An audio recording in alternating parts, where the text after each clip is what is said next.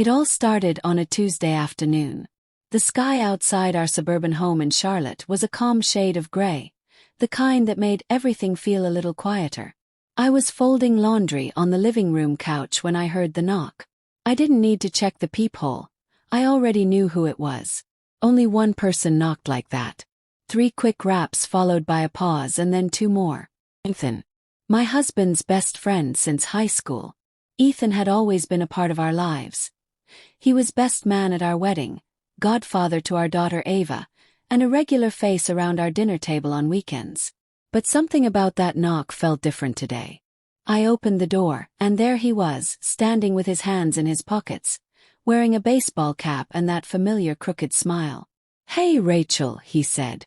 "Got a minute?" I stepped aside and nodded for him to come in. "Sure. Nate's at work though." "I know," Ethan said as he walked in. "Actually, I came to talk to you." That caught me off guard. Ethan and I talked, of course, but usually with Nate around or in casual moments during family get-togethers. Something about the way he said it made me pause.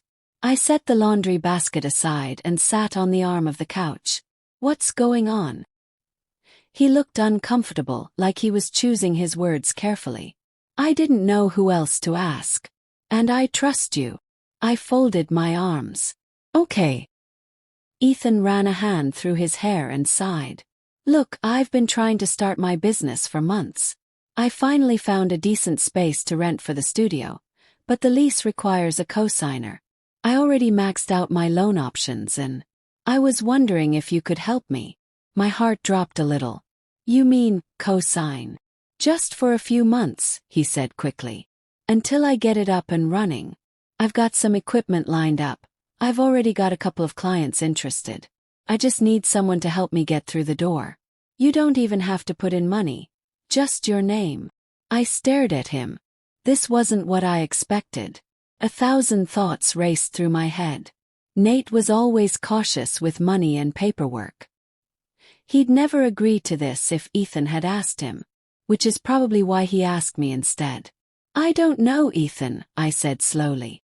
"This isn't something small." "I get it," he said. "And I wouldn't be asking if I didn't mean it. I just thought maybe you'd believe in me. You always have." It was true. Ethan wasn't just Nate's best friend. He was a dreamer, a doer, the kind of person who always had a new idea. Some of them crashed and burned, sure. But others actually worked. Like the landscaping company he started right out of college that still ran today, even if it wasn't what he wanted long term. "I'll think about it," I said finally. That night, I lay in bed next to Nate, staring at the ceiling. He was snoring lightly, peaceful as always. I hadn't told him Ethan had stopped by. Part of me felt guilty.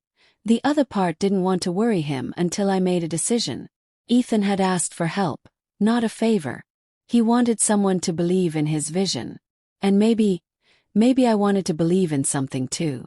I called him the next morning. "I'll do it," I said. "You sure?" His voice was surprised, almost stunned. "Yeah," I said. "But I want to see the space first. And I want everything in writing." "Absolutely," he said, his voice lifting with gratitude. "You won't regret this, Rachel. I swear." By the end of the week, I was standing in a half-empty warehouse with Ethan, signing my name to a lease agreement. The place had potential. High ceilings, great lighting, and enough space to build the photography and design studio he had in mind. I could see his vision coming to life in the sketches he showed me and the samples pinned on his laptop. "I'm going to name it Ember Studio," he said as we walked out. "Something about fire, you know? Passion.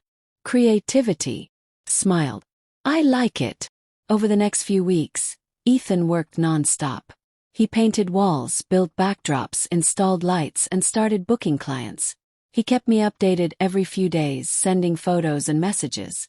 First, it was purely business. But then the tone shifted.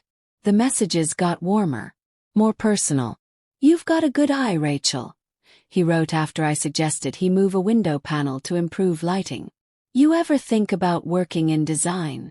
"Only when I'm redecorating the house," I texted back with a smiley face. Soon we were talking more often.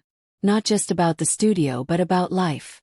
about dreams, about the things that Nate and I no longer talked about. Somewhere along the way, I realized I was smiling at my phone more than I should.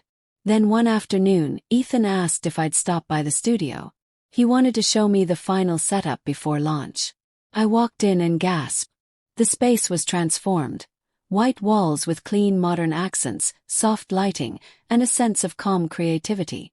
Felt alive. "What do you think?" he asked. "It's beautiful," I said, genuinely moved. "You did it." "We did," he corrected. Then, more softly, "I couldn't have done this without you." I looked at him. He was standing close. Too close. My heart skipped. "I should go," I said, suddenly flustered. He stepped back, giving me space. "Of course. Thanks again, Rachel." "Really?" I walked out with a swirl of emotions. Part of me felt proud. Another part felt something dangerously close to guilt. I loved Nate. I wasn't looking for anything else. But the truth was, helping Ethan had awoken something in me. Some forgotten part that wanted to feel seen, wanted to feel important. A few days later, the studio opened its doors. It was a success from the start. Ethan got 3 bookings in the first week and a steady flow of referrals. I stayed in the background, never telling Nate what I'd done. Ethan never crossed a line again, though the air between us held an unspoken understanding. A month later, he paid off the lease and removed my name from the paperwork. He showed me the documents himself, grateful, respectful. "I'll always owe you for this," he said. "You believed in me when I needed it most." As I left the studio that evening, I realized something.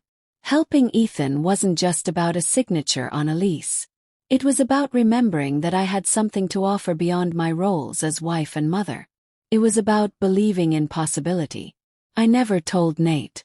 Some truths, I decided, lived better in quiet corners of the heart. But every time I passed Ember Studio, I smiled to myself, because I said yes when it mattered. And that made all the difference.